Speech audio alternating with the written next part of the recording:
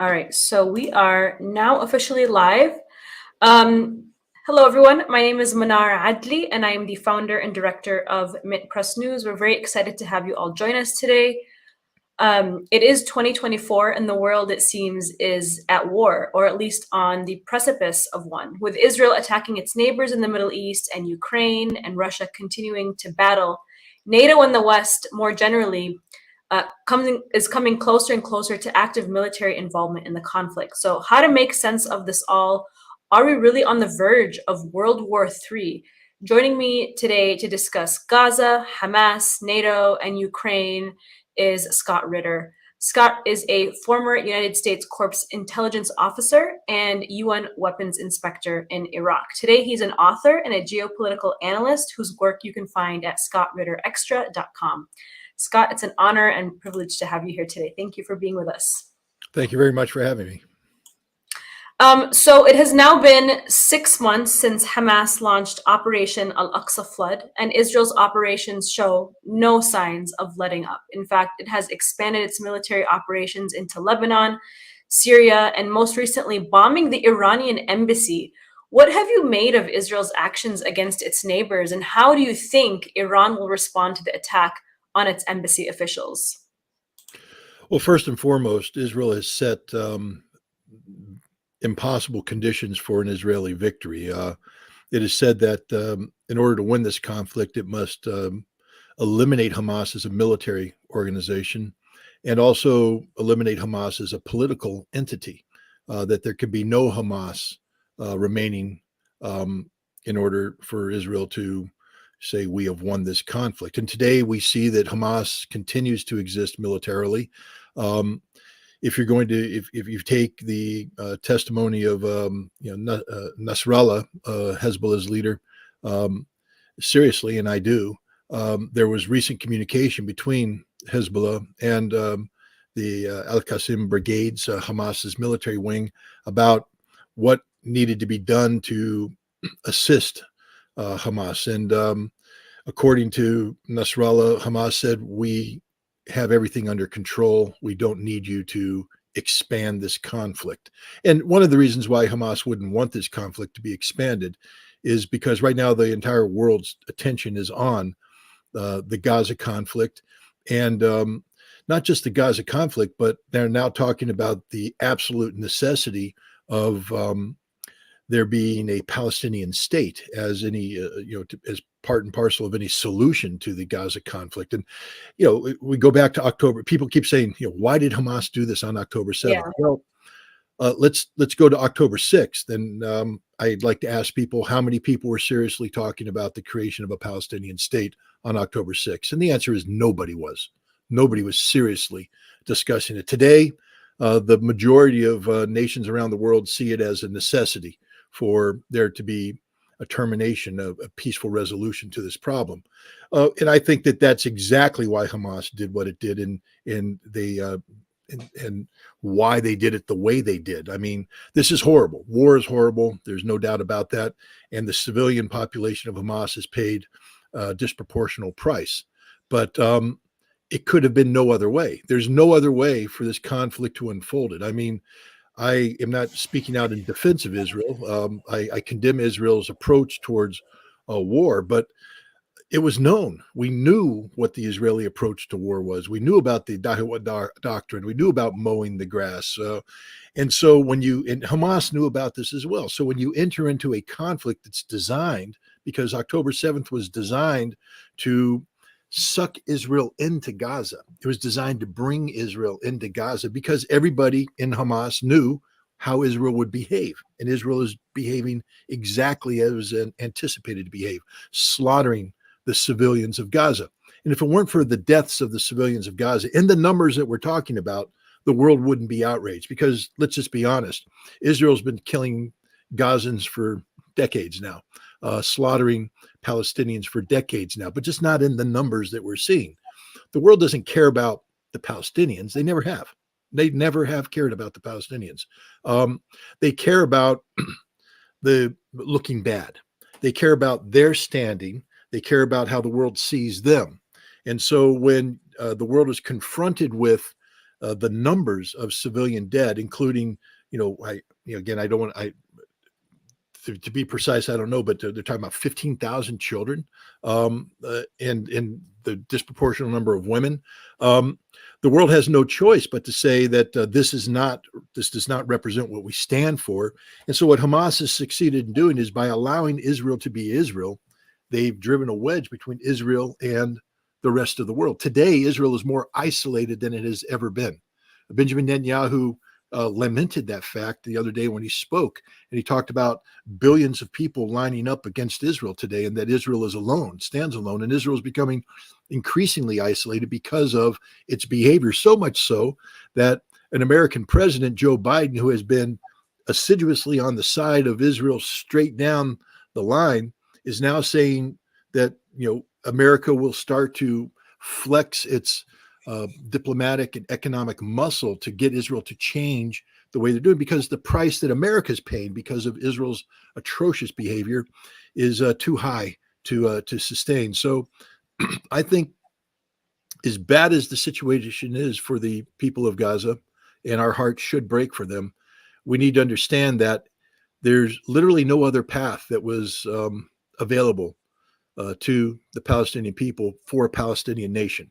That the world had to be shocked into waking up to the reality of Israel. The reality of Israel has been there in front of us for decades now. We knew how Israel behaves. We knew how Israel responds. I apologize for my dog, but sometimes my son's at the door knocking too.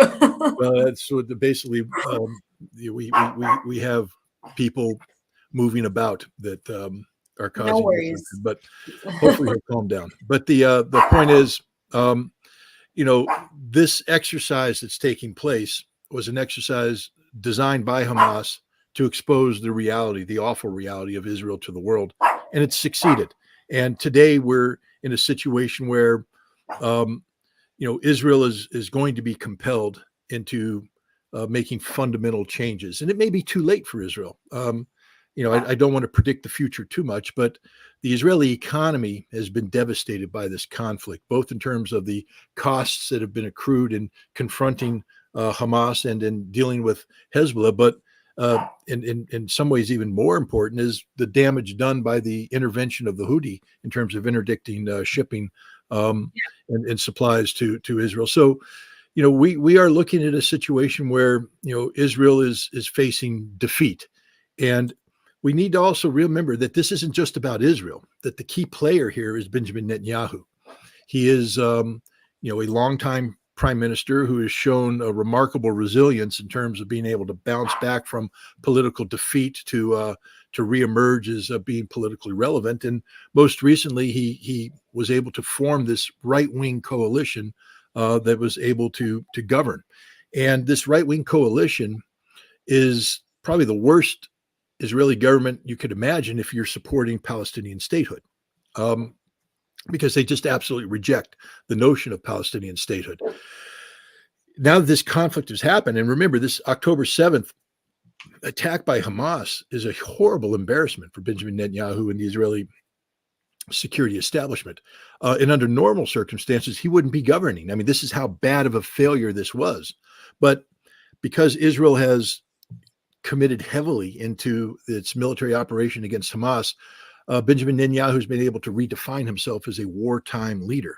And as long as Israel's engaged in conflicts that Netanyahu has described as existential in nature, he will continue to be this leader. Why is it important for him to do this? Because normally political leaders, when confronted with, the array of failures that Benjamin Netanyahu has been confronted with, would step aside. Netanyahu can't.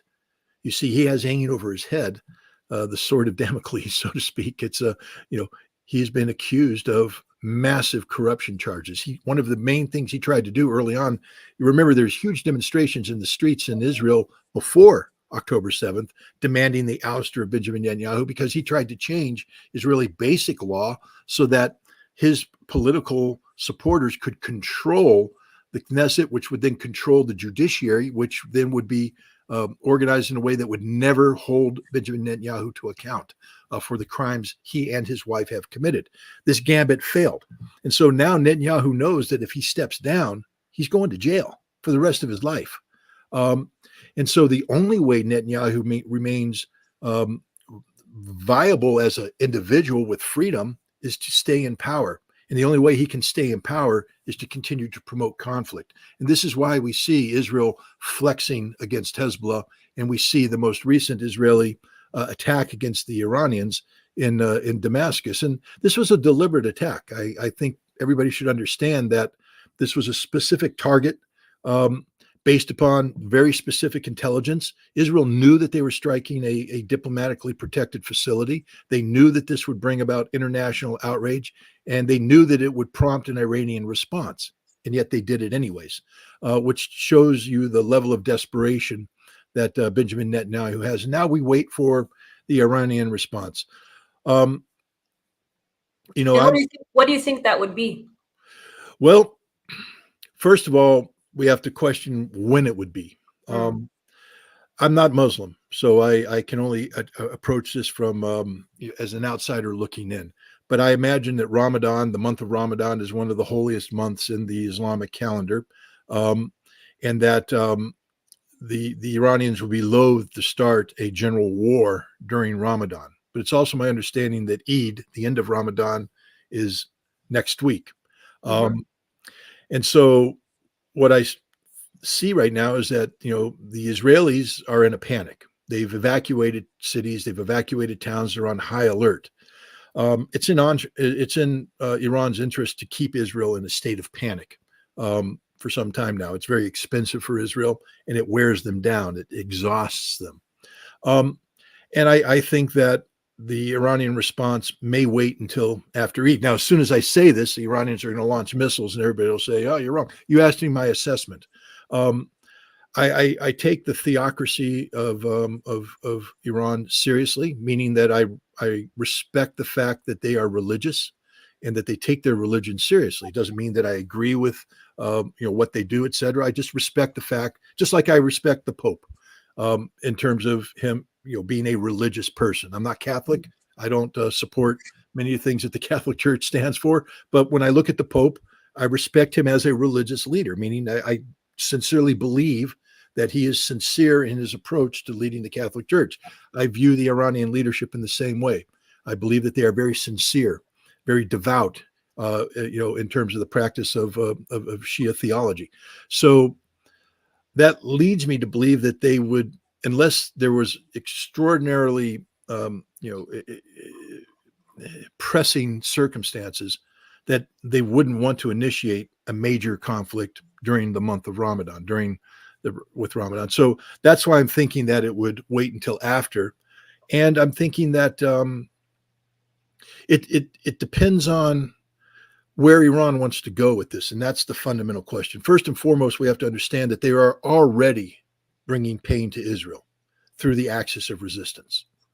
So in many ways, when people say, well, what's the Iranian response? I say it's already happening because Iran has empowered Hezbollah, has empowered the Houthis, has empowered the pro-Iranian militias in Syria and Iraq. They are empowering Hamas.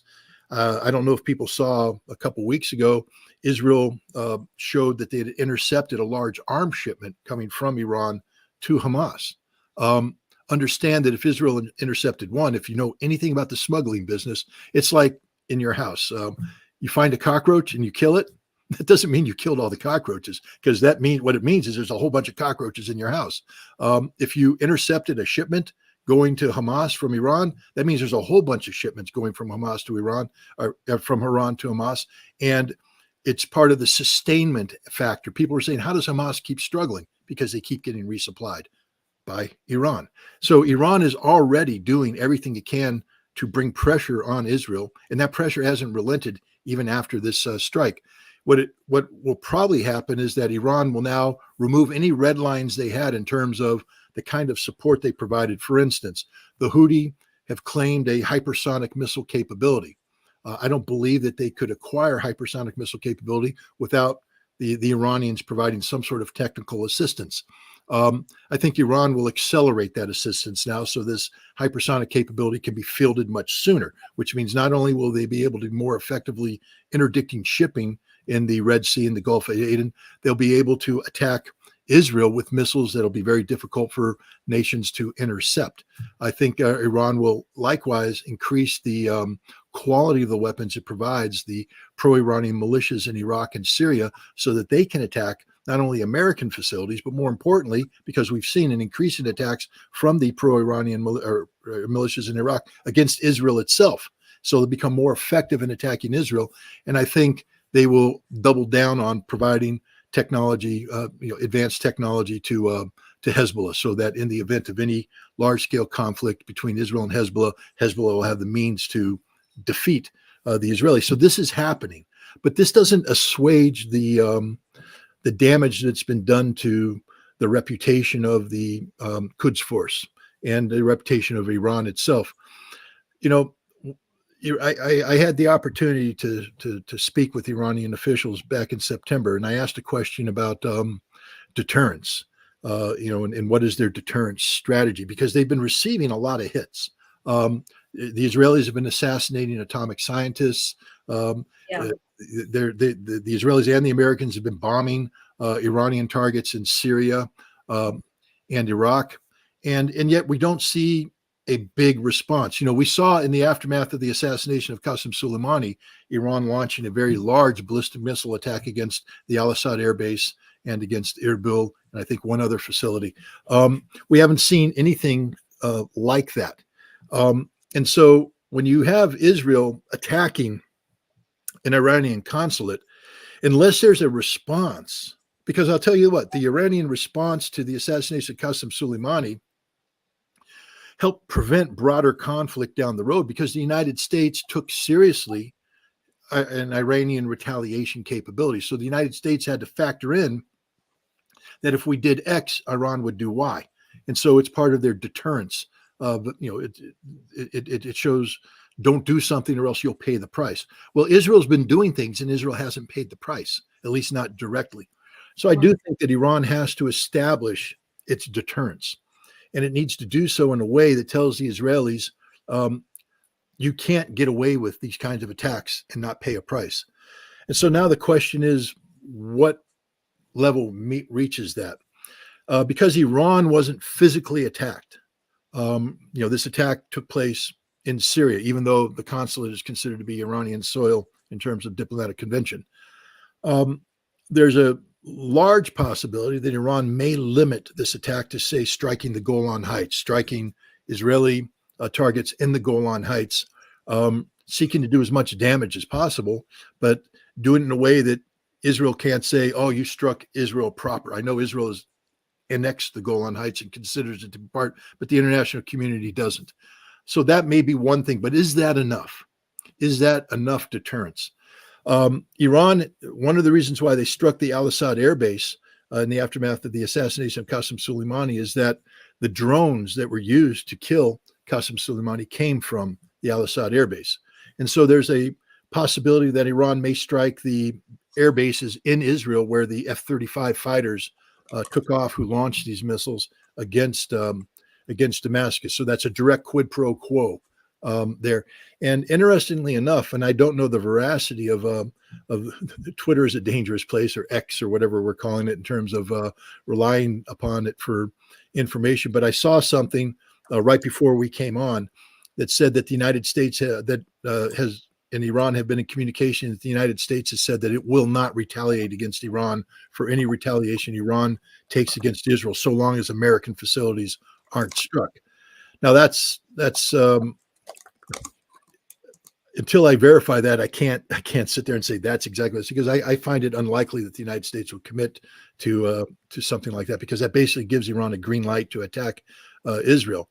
But I think the Iranians have to factor in a whole bunch of things when they look at this. But what I can say with as much certainty as an outside observer with no direct connectivity with the Iranian government could say is that there will be an Iranian response, and it will be significant, and it will register. Now, the question is, what will Israel do?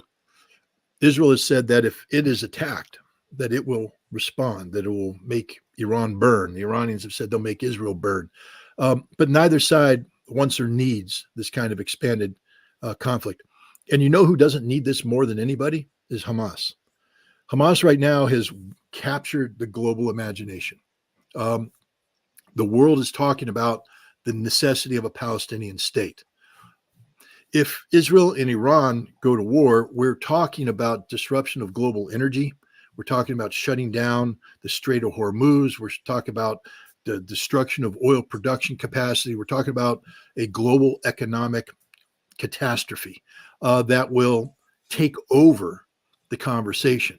So that right now, where Hamas has succeeded in putting the potential of a Palestinian state on the front burner, they'll just be wiped off the kitchen altogether, and everybody will be talking about how to resolve this conflict between Iran and Israel.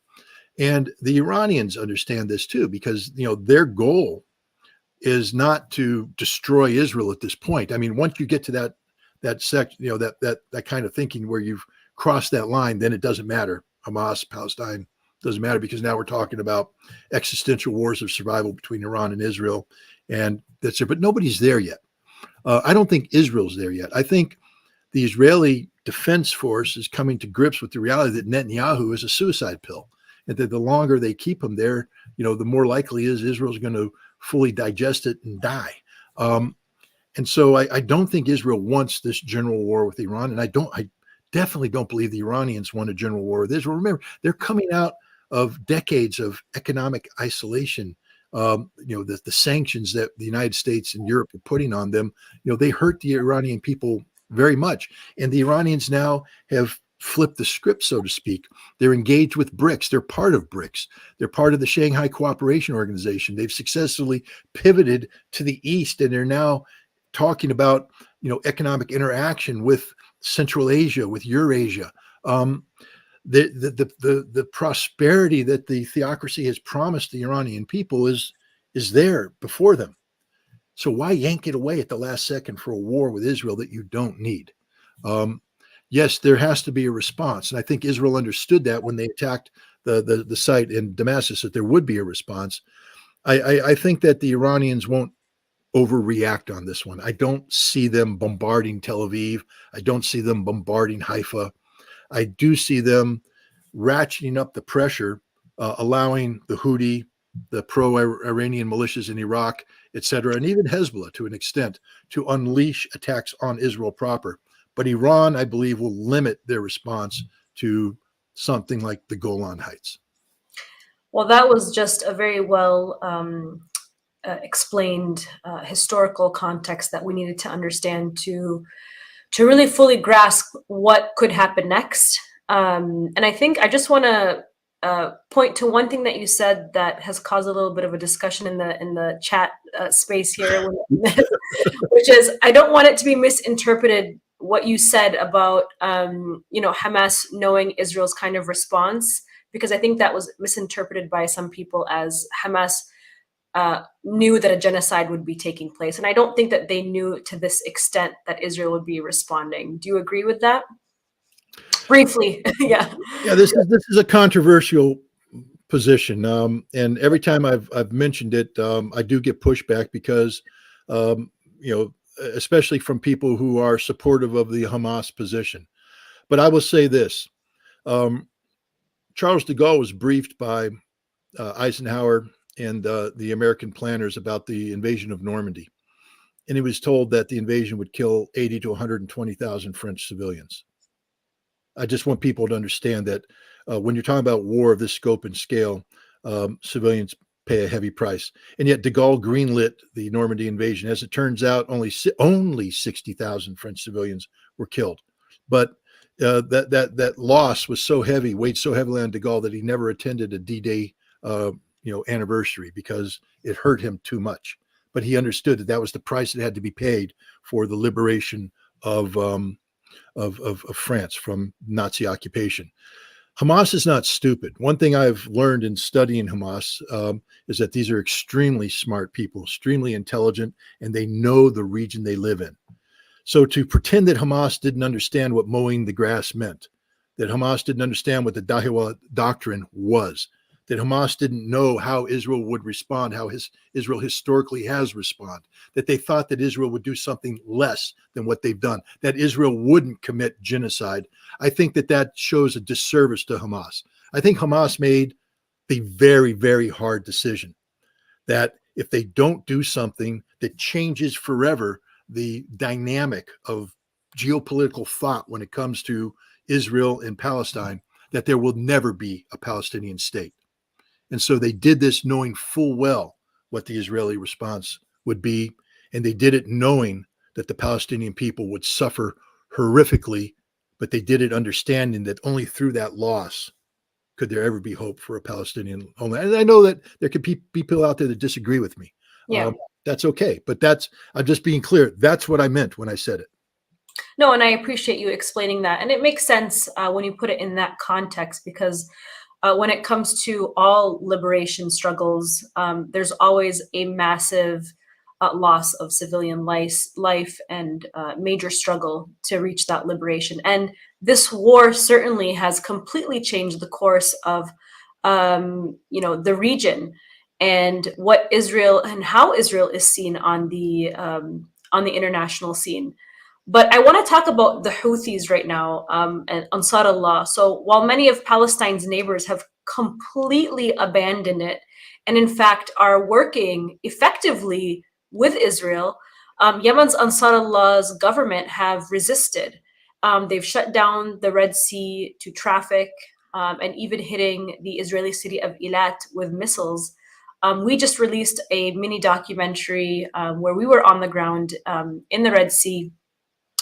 We got an exclusive tour and conducted interviews on the Galaxy Leadership, which is an Israeli cargo ship owned by Israeli oligarch and billionaire Abraham Ungar. And so there's a lot of action taking place right now in the Red Sea by Ansar Allah. What have you made of Ansar Allah's tactics? Look, I'm good to, sometimes I'm too honest and such, but I got to be honest here. I always respected the Houthi in terms of their fighting capability, but I attributed most of their resistance success to just the fact that these guys were just hard-nosed fighters, guys running around in sandals who knew how to use an AK-47 and an RPG-7 effectively. And I never really, I guess, showed them the respect that they deserve. These guys are extremely sophisticated. And you see that in a number of ways. One, they have an air defense that has disrupted Saudi and coalition air operations. They have a ballistic missile capability and a drone capability that has penetrated the most sophisticated air defenses in the world, the ones provided by the United States to Saudi Arabia to protect strategic oil facilities. And the Houthi have shown an ability to penetrate and do extreme damage. And now with this maritime operation, the Houthi have shown a sophistication and an understanding of economics and the role played by international shipping, and have been able to project power in a meaningful, targeted fashion to have an impact on this.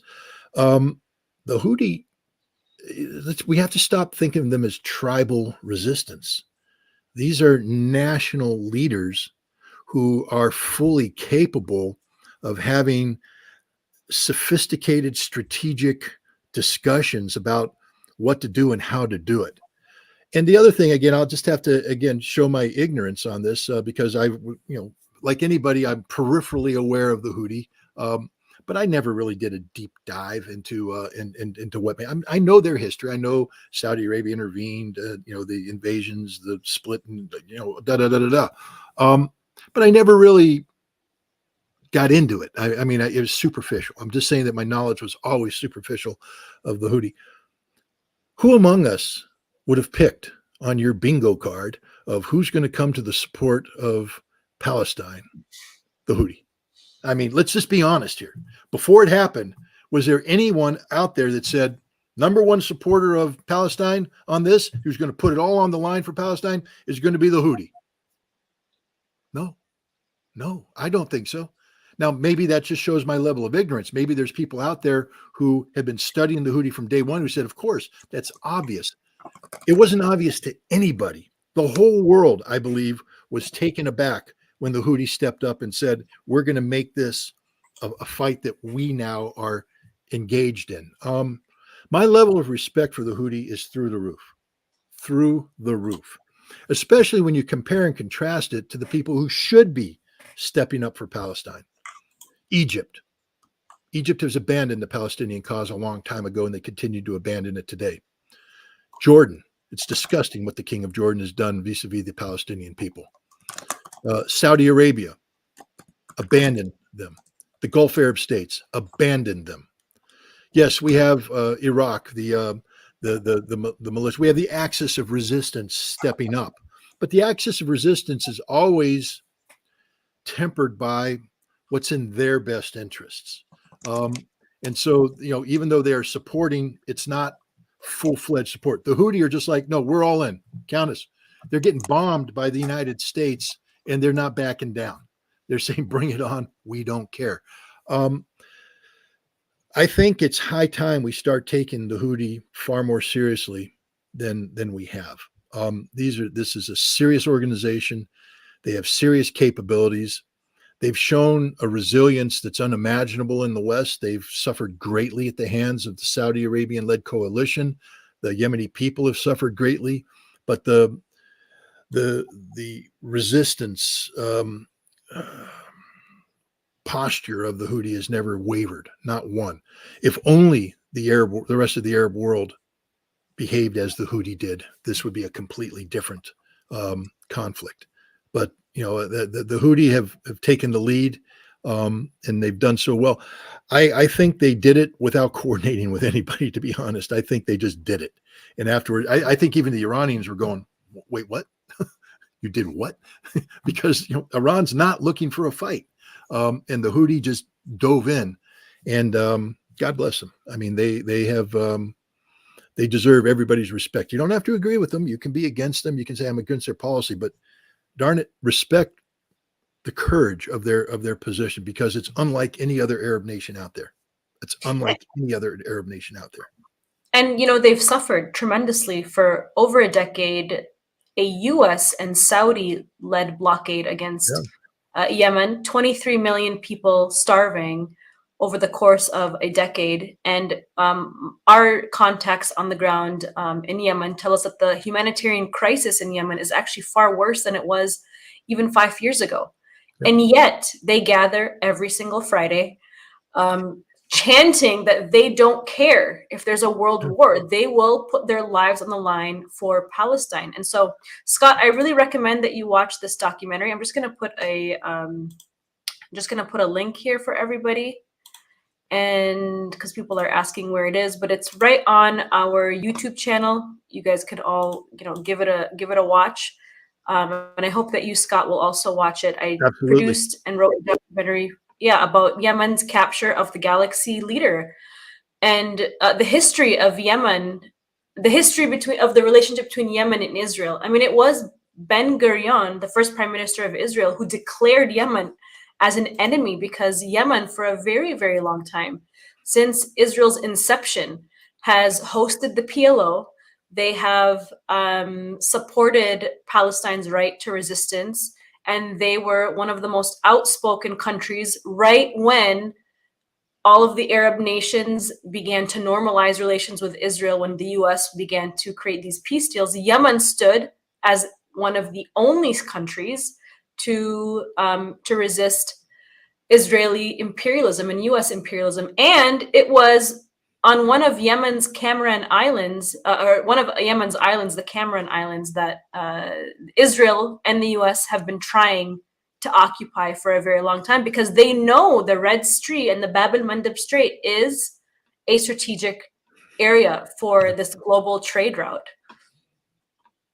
No, I'll throw in a little, just a little history here. During the Gulf War, back in 1991 was the actual war. I was in the headquarters of U.S. Central Command in Riyadh.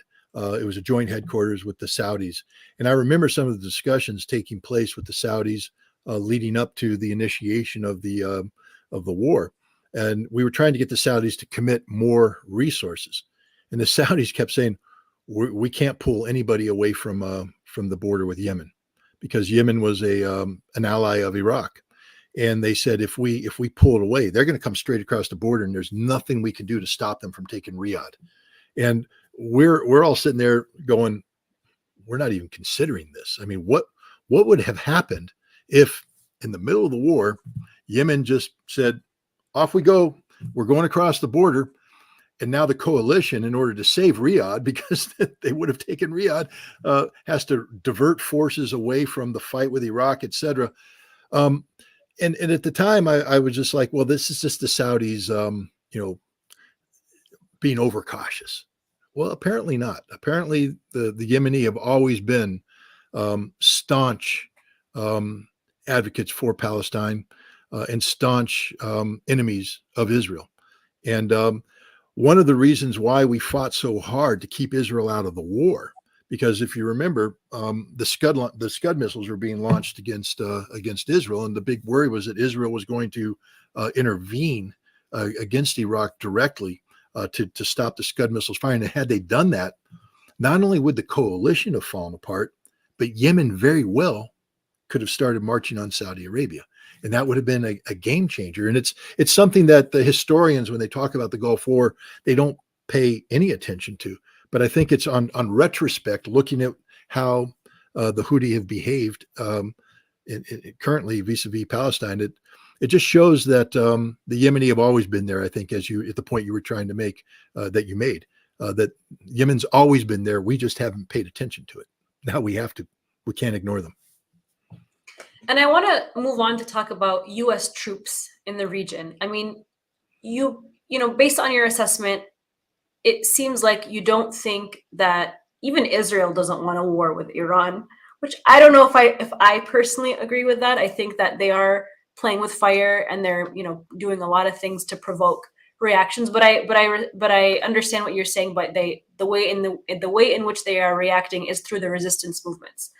However, I think a lot of people are curious to know, does this playing with fire that Israel is doing, does it raise the potential that we will see the United States enter a conflict with U.S. troops in the region? Well, let's talk about what that means when we say the U.S. enter a conflict with U.S. troops. Is it a real war?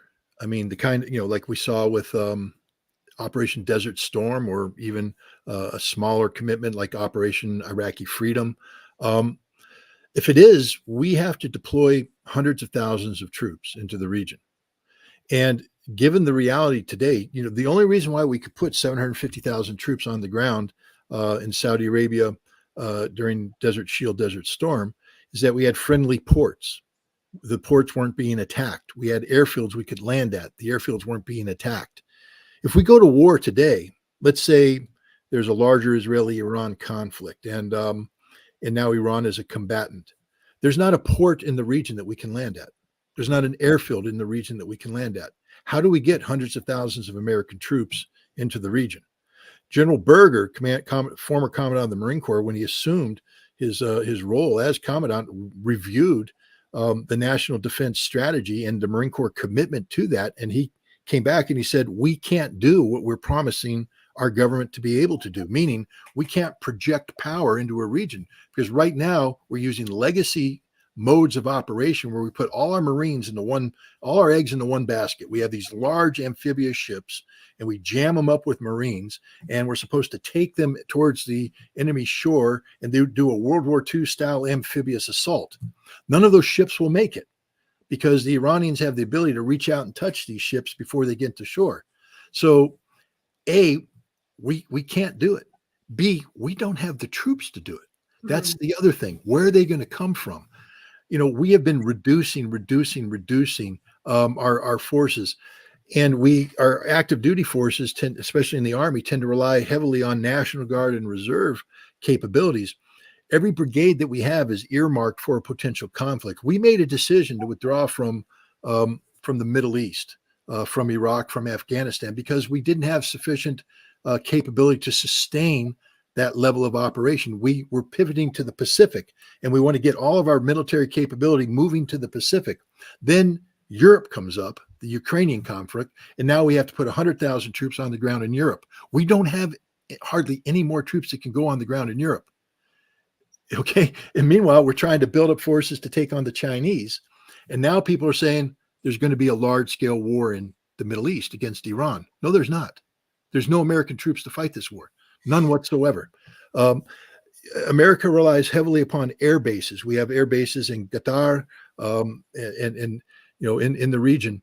All of those air bases fall under the range of Iranian missiles that we can't shoot down. So if we seek to just use air power, understand that those air bases will be denied us because they'll be attacked. And we don't have the power to come in and reassert that. Donald Trump was threatening at the, if you remember, the Global Hawk drone was shot down by the Iranians over the Strait of Hormuz. And Donald Trump said he wanted to retaliate on Iranian soil. And he was briefed by the Pentagon about what kind of escalation ladder would come about because of that. And they basically ended up saying that if you retaliate, they're going to attack us. When we have to retaliate, now we have a general war that's going to shut down the Strait of Hormuz, blow up oil production facilities, and put us in a situation where we have to respond. And they said it would take us 12 to 18 months to build up the military force necessary to respond. And even then, there's no guarantee that we could get those forces on the ground. And even once we got them on the ground, there wasn't the guarantee that we could defeat Iran, meaning that we don't want a war with Iran because we don't know if we can win a war. No general goes up to the boss and say, yeah, let's start that fight. Well, are we going to win? Nope, we ain't going to win, but let's start it anyways. The general's job is to say, boss, we can't win that fight. That's a stupid fight to get into. We need to find another way to resolve this problem because the military solution is not the right solution. In the Middle East right now, there's not a single scenario that you can lay out that requires large-scale deployment of American troops that's winnable for America because we simply don't have the troops to deploy. And if we did deploy them, we can't logistically sustain them because the lines of communication will be interdicted by hostile forces, not just in Iran. We just see the Houthi have now emerged as somebody capable of shutting down the Bab el-Mandeb Strait. The Iranians will shut down the Strait of Hormuz. The whole region will be on fire. So I don't think that anybody should be talking about American military deployment in the Middle East right now, not in significant numbers. We can't do it. And that means that we now have to rein in people. For Israel, for instance, Israel knows that they can't go to war against Iran without American assistance. Right. And so now that America is saying, we don't have what it takes anymore, guys, Israel has to rethink this. Now, Israel may think we're bluffing and that they could start a war and suck us in. But the reality is what I just laid out is the ground truth. Yeah. We don't have the military capability to project meaningful power and sustain that power in the Middle East today. Well, I think that kind of helped me feel a little bit better about that concept because I don't think anybody wants, war with Iran. I mean, there are many, of course, lobbying for that in Washington, and many people in Israel that probably would want that. But like you said, they know that they can't win that war unless the United States would be joining in on that. So let's talk about the United States stance and standing on the international stage. With all of the world's attention right now focused on Gaza, we really have seen a hardening, I guess you could say, of the boundaries between the West and the rest, with the US forced to constantly veto resolutions calling for peace and accountability. I mean, do you think this is hurting the US's standing on the international stage? We're also starting to see countries like even Canada calling for a ceasefire, who once was pushing or was selling, and providing Israel with the very arms. Is US power and prestige declining globally? Well, the short answer to that is yes, precipitously so. When the Biden administration came into office, they said, the adults are back in charge and we're going to turn this thing around. And there's a couple thematics that they were putting out there. First and foremost was that they were insisting that the rules-based international order, which the United States has imposed on the world since the end of the Second World War and has modified, adapted, etc., is a prerequisite for global stability, that we must defend the rules-based international order. The rules-based international order depends on the continuation of American hegemony. We don't like to call it American hegemony. We call it American leadership. And we define the leadership in very stark terms: democracy, of which we are, we consider ourselves to be the foremost democracy in the world. Don't laugh too hard. And then against autocracy, the autocratic leaders that are in Russia, China, and elsewhere. And the Biden administration, if you remember, they did these democracy summits where they would invite people to come in to talk about how to promote democracy around the world, etc. These all failed. Why? Because they're dealing with theory that nobody believes in anymore. The rules-based international order doesn't work when one of the key elements of that is economic domination that allows the United States to use economic sanctions any way we want to oppose policies of nations that we disagree with, even though those policies had nothing to do with American economics. We sanction them if they use the dollar. And see, a key aspect of American global domination is the economics of how America interfaces in the world. And a key aspect of that is the dominance of the dollar as the world's reserve currency. It gives us a tremendous economic advantage when the world does this, and it allows us to put pressure on people through the threat of sanctions. Marco Rubio, who I don't have any use for, he's an American Republican senator from the state of Florida, when speaking about Brazil, Brazil was talking about getting away from the dollar, moving on and dealing with the yuan, the Chinese currency, maybe starting to work with the Russians and rubles, et cetera, the Indian with the rupees. He said, wait, if they do that, if they liberate themselves from the dollar, then we won't be able to control them through economic sanctions. Is the most honest thing an American senator has said. I don't think he realized how honest he was being, but that's what the rules-based international order is. And because of what the United States has been doing, I used to attend these meetings. I still attend them every year, of people who are involved in energy security, and some of the best minds come in. And for years, I would raise the issue of how the world is getting tired of American bullying, et cetera. And they would say it's too expensive for anybody to break away from the dollar. It's just too expensive. They can't afford to do it. One of the worries was that China would be dumping American securities. China will never do that, they said, because it's too expensive.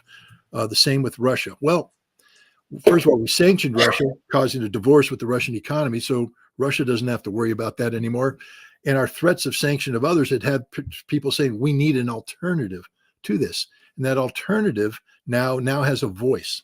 And that voice is called BRICS.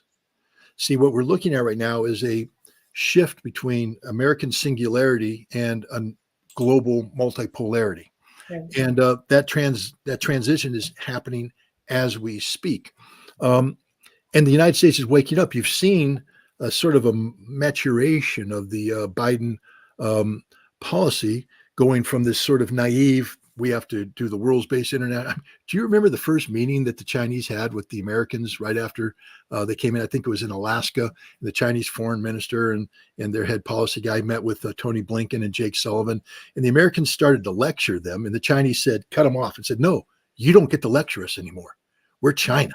We are big power. You don't get to lecture us anymore. And it was a wake-up call that America's lost that clout that it once had.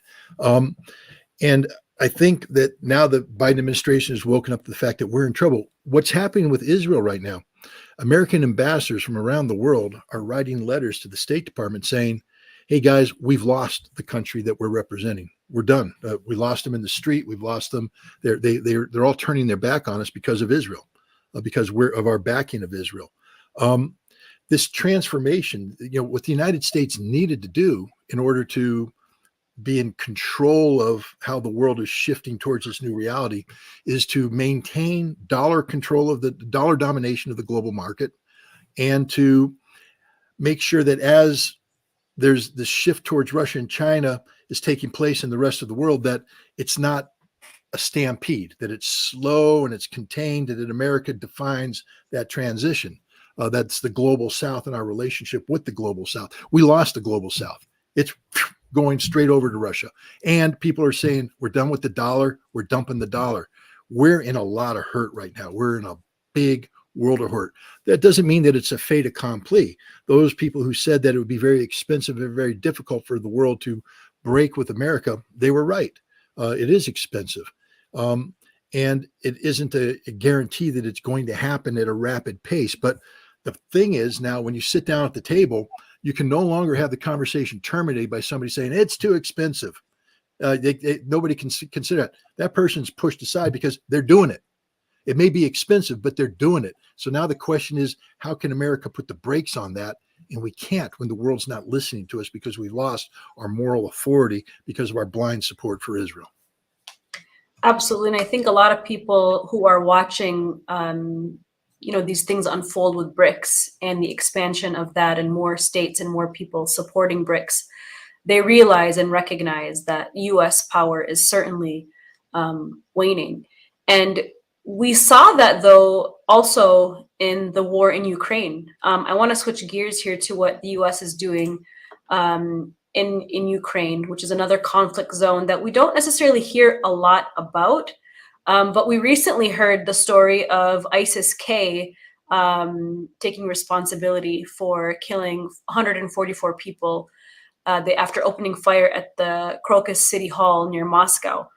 So could you tell us a little bit about the history of ISIS and whether you think they were responsible for this attack and kind of the US role in the Ukraine-Russia conflict and where that's heading? It's a big one, I know. In another hour. I'll do my best. I don't mean to laugh. I mean, that's a tall order. Trying to keep it simple, I guess. When we intervened in Iraq, and remember, our intervention was in violation of international law based on a manufactured case, but it doesn't matter. We went into Iraq and we removed Saddam Hussein from power, and then we started to run into resistance, Shia resistance and Sunni resistance. The Sunni resistance morphed into something that was called Al-Qaeda Iraq, AQI. And again, I don't want to get into too much detail, but a lot of it was based upon former regime elements of the Saddam Hussein government, intelligence elements, tribal elements, etc., that were using religious fanaticism as a vehicle to create this resistance movement. And AQI was fairly effective. It was receiving assistance from abroad. Fighters would flow in from Libya through Syria to join AQI. So it wasn't just an Iraqi resistance, it was this global Islamic resistance. The problem with AQI is it's affiliated with Al-Qaeda, and the Al-Qaeda objectives were sort of resistance for resistance sake. There were people in the fundamentalist wing of the Islamic world that were looking for something more substantive out of this resistance, such as the creation of a caliphate, a homeland for Islam. And so what happened in around 2013, 2014, elements of AQI went to Syria, and they coalesced into a sort of an alternative to Al-Qaeda, which they called the Islamic State. And the idea was to create this caliphate. We knew this. I mean, the irony is America was aware of this the whole time. But we allowed it to happen because we said that this is effective in our ongoing fight against Bashar al-Assad in Syria. And so while I can't say that we imagined ISIS, and I can't say that that was made in America, what I can say is that Americans watched ISIS happening and said, that actually, don't bother it, guys. That actually might play to our benefit. And then later on, when we started providing weapons to anti-Syrian forces, and we saw those weapons diverting to ISIS, instead of stopping that diversion, we went, let it happen, because this is good. ISIS is going to be helping us take down Bashar al-Assad. So we created or helped create ISIS. It's always been a tool of American policy. And that's an important thing to understand, that while the idea that the Pentagon's sitting there next to al-Bakr, and al-Baghdadi going, all right, now today I want you to do this and to do that. No, that's absurd. ISIS ran its own operations. But what I can say is that the Pentagon was aware of a lot of what ISIS was doing. They're saying, let them go. let it happen. Let it ride on this one. Let it go. The problem is the idea of the caliphate, the success of ISIS, because remember, they blew out of Syria, ended up taking over 1/3 of Syria, then moved into Iraq and took 1/4 of Iraq, went up to Mosul, the second most populous city in Iraq, drove down through Tikrit, and we're on the outskirts of Baghdad. And there's people, for instance, in Afghanistan fighting for Al-Qaeda and the Taliban going, hey, we want some of that caliphate action too. We like that. And so they took exception to the fact that the Taliban were in ongoing negotiations trying to, create a political solution to the fight. They said, we don't want that political solution. We want a caliphate. And so they created ISIS-K. Khorasan is the ancient term for that region of Turkmenistan, Afghanistan, Iran, that area. So ISIS-K was created that took motivation from what was going on in the Levant, because a lot of people called ISIS ISIL, the Islamic State in the Levant, as opposed to Islamic State in Iraq and Syria. But they created that. Now, what's important about ISIS-K, though, is that in Syria, Syria is being flooded with a lot of Central Asians. Uzbeks were coming in, and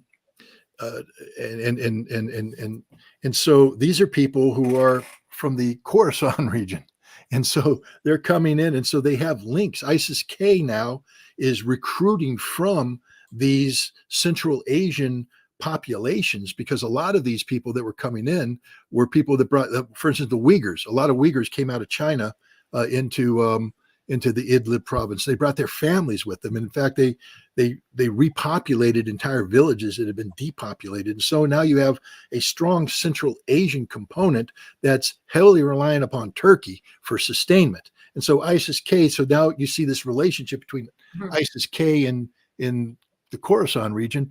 But now you see that Turkey and Syria is an active part of ISIS-K. And so then the question is, who's controlling it? Turkey was definitely had their fingers in this. The CIA and other intelligence services were doing this. We infiltrated ISIS-K to get at Al-Qaeda. We infiltrated ISIS-K to get at ISIS. We were in one of these strange relationships where we were trying to kill them, but we continued to support them, kind of thing, from an intelligence standpoint. And I'll tell you why. Because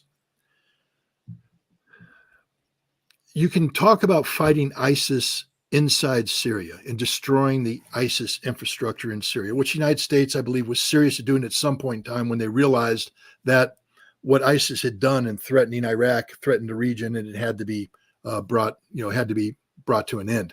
But at the same time, you understand you can't kill the ideology.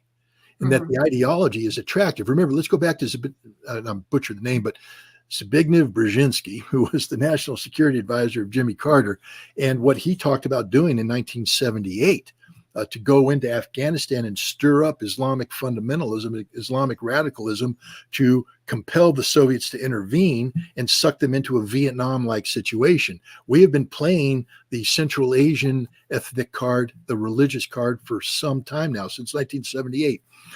And we continue to do that today. What nations are of interest to us when it comes to ISIS? Turkey, first of all, but using Turkey as a way to get into the Southern Caucasus, Chechnya, to get into Dagestan, to get into Tatarstan, to do an indirect approach through the former stands, Uzbekistan, Turkmenistan, Tajikistan, Kyrgyzstan. All of these nations have an ISIS, Soviet Union, all former Soviet bloc, but all of which have a radicalized Islamic minority that is affiliated ideologically with ISIS-K. And so what we've done now is that we use them. For instance, let's take Russia today. Russia is heavily reliant upon Central Asian immigrants for their workforce. They use them in construction. This might be an overgeneralization. I don't mean to insult anybody, but sometimes you have to call it as you see it. The United States, we've been abusing our relationship with Latinos, Mexican Americans, et cetera, or Mexicans. We bring them over illegally and we incorporate them into a near slave type force to run our agriculture, to clean up our hotels, to do the dirty work that, Americans don't want to do. And so we have this entire shadow economy based upon illegal immigrants that come in, not just from Mexico, but from Guatemala, from Honduras, El Salvador, the whole thing. Russia has a similar issue with Central Asia. And so from an intelligence standpoint, what we have done is we've gone in and we use ISIS-K, the shell, as a vehicle to attract people, to bring them in, maybe under a false flag, maybe not. When I was an inspector in Iraq, what I found out in working with Israeli intelligence, British intelligence, American intelligence, Iranian intelligence, that everybody used the Kurds as sort of this type of force, because there was a large Kurdish population in Baghdad that existed there naturally. They owned hotels, they owned restaurants, they owned taxi cabs. They had a self-sustaining universe separate from the larger Arab environment. And so if you could get into that, you could insert agents, you could have networks develop. And that's what intelligence people do with these Central Asian populations. They get them in there to collect intelligence, to create a network, a safe haven, so to speak. And that's what happened with Crocus. With Crocus City Hall attack, what happened is Ukraine, backed by, I believe, by the United States, recruited amongst a targeted ethnicity, primarily Tajik, using the false front of ISIS-K, to bring them in and to get them to do things inside Russia, collect intelligence. A lot of the targeting that you're seeing done when they assassinate people, how do you get those targets? It's not easy to operate in a foreign capital. If I wanted to operate in a foreign capital, I can't send myself in because I'm sort of recognizable. And I can't send people like me because we don't speak the language properly, may not know the culture, we don't blend in. But what I could do is recruit from the Tajiks who are already there. They're blended in. The Russians have accepted them as part of the normal part of society, and they can drive around. They can take photographs. They can intercept communications. They can track people and send that intelligence back to me so that I can come up with a plan that I can send back into them. They can recruit and carry out an operation that superficially looks like it's all Tajik done, but reality it's directed by outside powers. And I think that's what happened at the Crocus City Hall. I think that the Ukrainians, with the assistance of the United States, at a minimum, indirect assistance, we trained the Ukrainians how to do this. We helped the Ukrainians fall in on a Tajik, segment of Russian society. We may not have been directly involved in the targeting, but we were aware of it. How do we know we were aware of it? Because we told the Russians, roughly speaking, what was going to happen, when it was going to happen. So we were definitely aware that this was happening. But there's no doubt in my mind that this was not ISIS-K, that this was the Ukrainian intelligence services using an ISIS-K front to bring in Tajik to attack. Understood. And I think it was really important that you did lay out the history and you explained it so well in terms of how ISIS basically came about and the way in which ISIS has been used by Western intelligence agencies to push their agendas, which leads me to the issue of NATO and Ukraine. I mean, yesterday we heard Antony Blinken announce that, Ukraine is going to join NATO.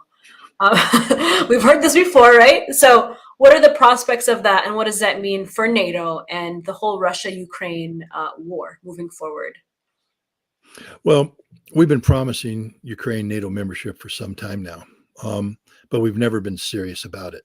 Even when in 2008, the door was opened up for Ukraine to join NATO, it was clear amongst many parties, including the Germans, the Americans, the French, that Ukraine just didn't qualify for membership, that this was done more as a thumb in the eye of Russia as opposed to absolute sincerity about bringing Ukraine in. And then after 2014, when you had this coup d'etat in Maidan, the coup d'etat, just so people understand, it wasn't just about empowering the Ukrainian nationalists. If you recall I think they called it the Orange Revolution in 2004, 2005, that swept Viktor Yanukovych out of power. I mean, it prevented him from taking office, put in Yushchenko, a nationalist. The goal of that election was to disenfranchise the pro-Russian elements within Ukraine, to bring in these Russian nationalists, and they succeeded.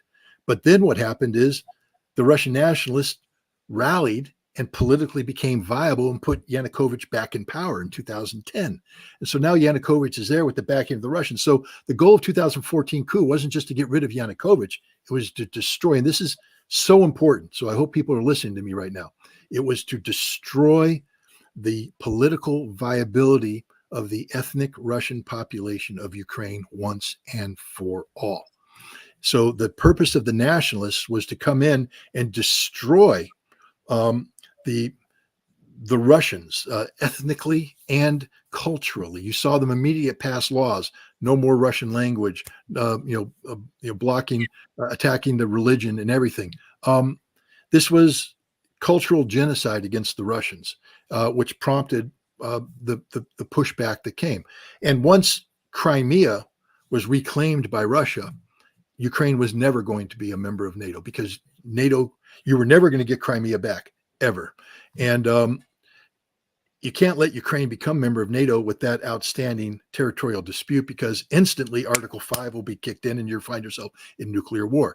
And it became even more so when the problem of the Donbass emerged. Again, the purpose of the Ukrainian nationalists was to destroy the political viability of these people through cultural genocide.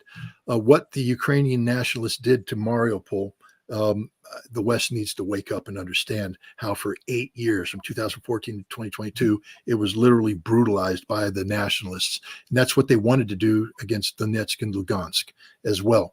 But with these kind of disputes in place, Ukraine was never going to be a member of NATO. And that's just has to be understood. We always dangled it out there, though, because we needed Ukraine to be a proxy for a conflict with Russia designed to manifest itself not in the military defeat of Russia, but the political collapse of Russia by employing economic sanctions, having a war that was wearing down the Russians morally and physically. The hope was that we could get a Moscow Maidan moment in Moscow where the Russian people rose up and demanded that Vladimir Putin left. And so we've been dangling that out in front of the Ukrainians to keep them on board in this operation. But the Ukrainians are like, well, we're going to become members of NATO. They keep chasing that bone that's dangled in front of them. They will never be members of NATO. And Tony Blinken, if you listen to what he said, he didn't say that Ukraine is going to be a member of NATO. He said, we're trying to create the conditions so that Ukraine can eventually be a member of NATO.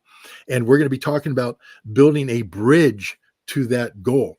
And I have a good friend, Randy Credico, who does a show in New York City, and he asked me to do a comment for it.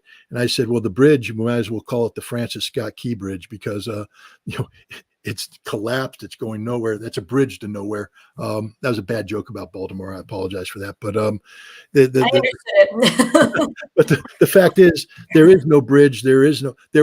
Ukraine will never be a member of NATO, ever. And I think that that has to be understood by all. Sadly, it's not understood by the Ukrainians, who continue to allow their country to be sacrificed for this broader American European objective of bringing down Vladimir Putin. But if you saw the election results that just took place last month, Vladimir Putin isn't going down. He's getting stronger. Russia's getting stronger. And now Europe's finding itself in a sort of a predicament, because they've defined a Russian victory in Ukraine as being existential in terms of European survival. And now that the Russian victory in Ukraine is all but inevitable, they have to deal with this political problem of, saying the sky is falling. But what are you supposed to now admit? Well, it's not falling, really. It's no big deal. Or do you have to continue to inject fear into the European population to allow the sustainment of the support to keep Ukraine sacrificing itself in the vain hope that somehow Putin will fall from grace? Okay, and this leads me to the final question, which is about the decline of Europe, because as you said, the war in Ukraine has kind of backfired, and in fact, Russia is getting stronger, and Putin seems to be getting stronger and more popular, even though the United States and its intelligence agencies have infiltrated some of the media within Russia to or not the media, the anti-war movement in Russia, to kind of pin people against Putin and against Russia. So where do we see Europe heading after this? And where is also Russia heading towards after this as well? Well, Europe today is defined by two organizations. One is NATO, North Atlantic Treaty Organization, which is a political military alliance, but closely linked to NATO is the European Union and the concept of the Great European Experiment. And so Europe is defined by these two institutions. NATO just turned 75 years. And today NATO likes to say that they've never been more unified, never been stronger. People point to the fact that Finland and Sweden have joined NATO as proof that NATO is an expanding entity and that's stronger than ever. NATO's never been more weak than it is today. The NATO military capacity is as close to zero as one can imagine. No NATO member has an army capable of meaningful power projection outside of its borders, except the United States. France today is talking about potentially sending up to 1,500, 2,000 troops into Ukraine. Right now, the Ukrainians are losing troops at a rate of 1,000 to 1,500 a day. So France is buying the Ukrainians one day by sending these troops in. If those troops ever engaged in combat, they would be defeated, hands down. They would all die. Germany has no capacity at all. Germany today, you see them talking about the need. They say, we're going to, rebuild our defense industry. We're going to build this capability. And when you listen to it, you say, well, what you're saying is you have no capability today and that you need to rebuild everything. And that's the answer. Germany has no capability today. They need to rebuild everything. France has a military that was, for the last 20 years, defined by its ability to be expeditionary deployments into Africa and the Middle East and Afghanistan. But these are, no more than 5,000 troops at a time. They don't have the capacity to go bigger than that. And none of these troops were capable of sustained combat in a high intensity land warfare in Europe type scenario. So the French now are having to almost double their defense spending to recreate their military. But understand, we're talking about recreating their military, which means right now they have nothing. Yeah. Finland and Sweden don't have serious militaries. And what Finland and Sweden are going to find out and are finding out is now that they've joined NATO, NATO's saying, you guys got to gear up and you got to let us come on your soil. And the Finns are starting to wake up. They're saying, wait a minute. Whoa. The Russians are building this new military district in St. Petersburg. There's 70,000 Russian soldiers deploying right there that never existed before. So we joined NATO, and now we got 70,000 Russians that can take Helsinki in a week. What are we doing about that, NATO? NATO's going, well, that's sort of your problem. You're a member of NATO. Article 5 will be there to protect you. And the Finns are going, well, Article 5 isn't going to stop the Russians. And so now the Finns are waking up. The Swedes are now also waking up. They're saying, the Swedish people are saying, we didn't vote for this. We didn't ask for this. We don't want this. We had a military that's relatively small. Now you're telling us that we have to rebuild everything. We have to rebuild our infrastructure so that you can rapidly reinforce Finland through Swedish territory from Norway. This isn't what we were asking for. We think in joining NATO, we were joining this functioning, viable military alliance. And you're telling us you guys can't do anything and you're going to rely upon us now to fill the void. You got NATO members saying, hey, Finland, get ready to send some troops down to Ukraine. And the Finns are going, what? You want us to do what? Yeah, you're part of NATO now. You joined NATO. NATO is a collapsing entity. It's been totally defanged by its failure to perform in Ukraine. And its days are numbered. I'd be surprised if it saw its 80th anniversary, or if it did see 80, it would be a farewell ceremony. The same thing with the European Union. This grand European experiment has fizzled. I just want to remind everybody of, do you remember the whole Greek calamity, economic calamity, when Greece was collapsing? Yes. And the European Union was like, what do we do to save Greece? Because if Greece dropped out of the Eurozone, that would just lead to a combination, a domino effect of other nations dropping out of the Eurozone. And the Eurozone can't afford to have nations dropping out of the Eurozone, because that means that the European Union is sort of a hollow shell, a house of cards, which it is. But the debate that transpired inside Europe revolved around two schools of thought. One is the Parisian school of thought, which is about the free flow of capital, meaning that they should just back up Greece with everything they got and just ride this thing out. The other one was the Berlin school, the German school, which was we have to have tight control of capital. If we're going to loan money to Greece, it has to be done with very strict rules. And these two schools led to a big division inside the European Union that exists to this day. There's still questions about what, and now here's the problem. Germany is collapsing economically because of their sanctioning of Russia, because of the destruction of the Nord Stream pipelines. Energy costs are prohibitive. German industry is fleeing. It's deindustrializing.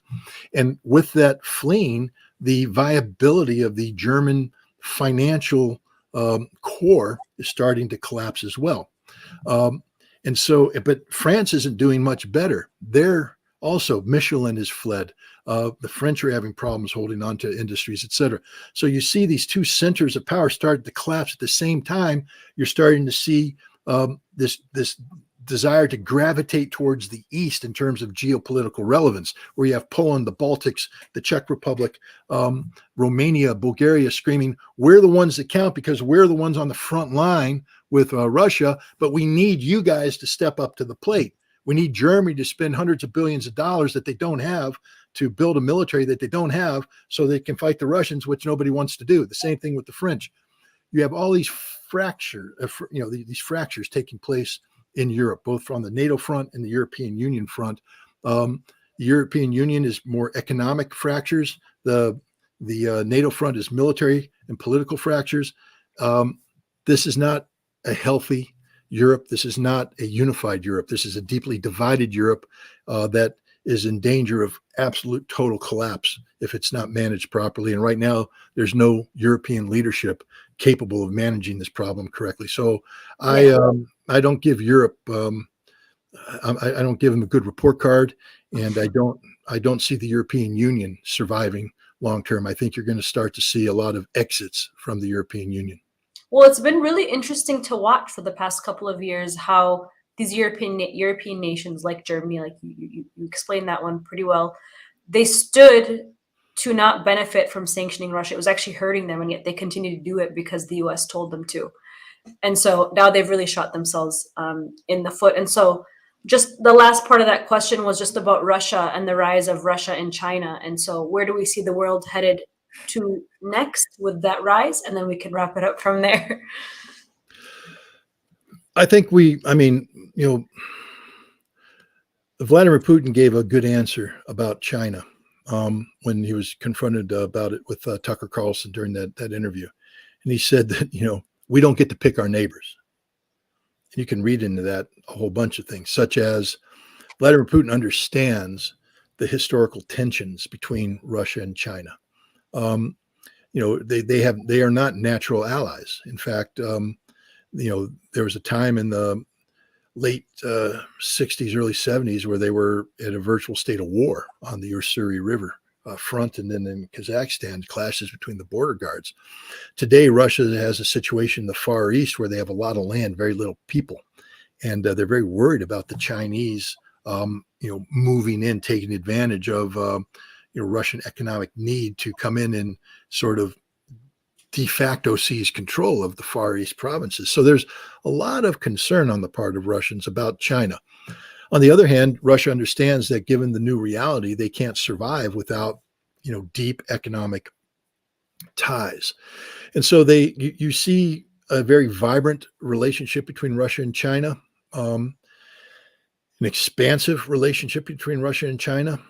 But at some point in time, it's going to be a self-containing relationship, meaning that the Russians aren't going to let this thing run out of control, nor is China. That they will reach the level of relationship that they need. This is why you don't see them signing treaties. Treaties are binding. They're very restrictive. They're saying that our relationship is beyond a treaty because it's based upon the mutual needs. And so they're filling that out. And that's the direction they're heading. They both understand that the West and the United States are trying to drive wedges between Russia and China. You see the United States and Europe always going to China saying, hey, you need to stop doing this with Russia, et cetera. But China understands that if they allow Russia to go down there, but for the grace of God goes them, vis-a-vis Taiwan, what the West is doing to Russia and Ukraine, the West will do to China and Taiwan. And so the best way to defend Taiwan and prevent that from happening is to prevent it from happening in Ukraine. So China is strategically committed to Russia. I think we're going to see some pretty interesting things with BRICS. This year, Russia is the chair of BRICS. The BRICS summit will be held in the city of Kazan, which is interesting. It's it's a Muslim city in a Muslim republic with a lot of autonomy. And it'll be interesting to see, Russia's chosen that to be the place where they're going to talk about, creating this new economic entity to challenge the G7, to challenge the G20. One of the key aspects of this summit will be how to turn BRICS from a theory into reality, to create institutions that can rival the institutions of the G7. None of this is a given. There's a lot of friction within BRICS that has to be overcome. India, China is a big problem. Brazil is being tempted to be trying to be lured away by France. We saw Macron visiting Brazil just the other week.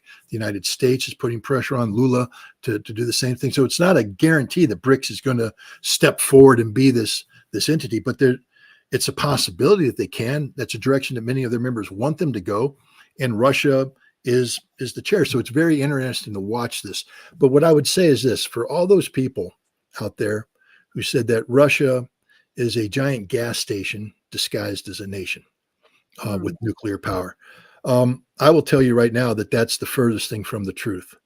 Russia is an extraordinarily sophisticated nation with an extraordinarily vibrant economy that understands the world better than the West does. I mean, how else do you explain the failure of Western sanctions? Western sanctions were supposed to bring down Russia. Russia's rebounded. It has an expansive economy while Europe is collapsing. It shows that nobody in the West understands Russia. And I think that, it's high time that it doesn't mean that you have to support Vladimir Putin, that you have to be an adherent, that you have to sing his praises. Back in the Cold War, I was part of a group of people that were opposed to the Soviet Union, but we studied them because we operated under the notion of you need to know your enemy as yourself. So we learned about Russia, the reality of Russia.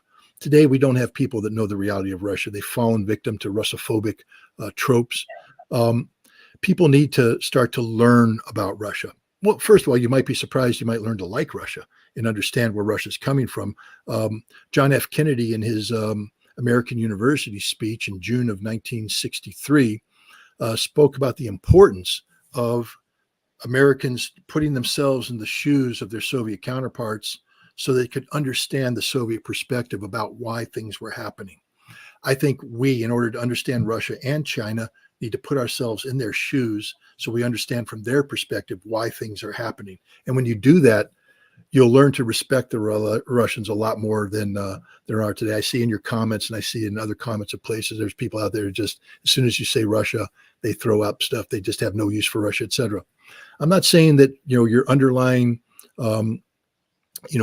belief that Russia is bad is wrong. That's your belief system. I disagree with you, but I'm saying that why you believe that might be wrong, that maybe you need to understand the reality of Russia. And then at the end of the day, you still believe Russia is wrong. At least now you're grounded in fact. The same thing with China. Both of these nations are far more sophisticated and far more capable than the Western political elite give them credit for.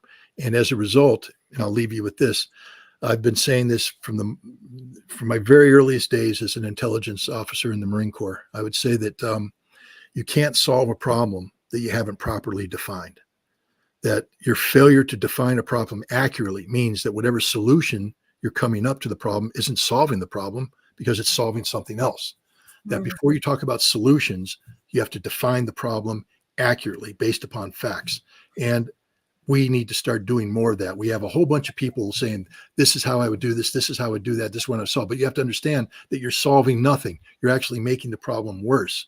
That before you talk about solutions, understand the problem. And that's why I think conversations like the one that we just had is invaluable, because it helps guide people towards a path of having a better understanding of the problems that face us collectively in the world today. So I want to thank you for inviting me. No, thank you so much for being here. It's been such a rich and informative conversation. I mean, I've certainly learned so much from you, and I'm sure people watching have learned so much from you. And, it's interesting that we are entering this new world of multipolarity. But our corporate media has propagandized the American public for so long, used fear mongering for so long, that, like you said, they're in a codependent relationship with the U.S. government. They're not unable to see this outside perspective because they have been instilled with so much fear. And it is conversations like this that opens the door for us to be able to see another perspective.